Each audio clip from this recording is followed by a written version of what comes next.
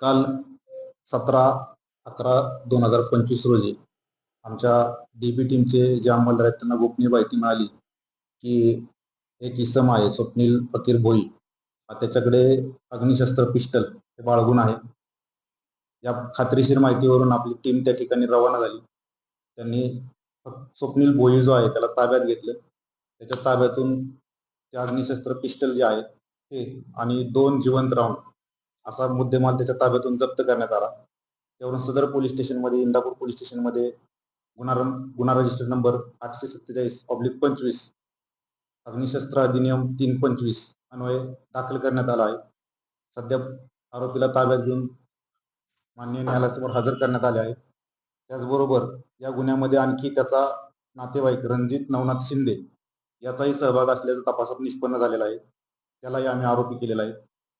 सदर गुन्ह्याच्या तपासामध्ये आणखी आरोपी निष्पन्न होण्याची शक्यता आहे. जसं की सदर पिस्टल त्याने कुठून आणलं, हा कोणाला विक्री करणार होता, याबद्दलची सविस्तर आम्ही तपास करणार आहे आणि सविस्तर तपासाअंती आरोपी विरुद्ध दोषारोपपत्र दाखल करणार आहे.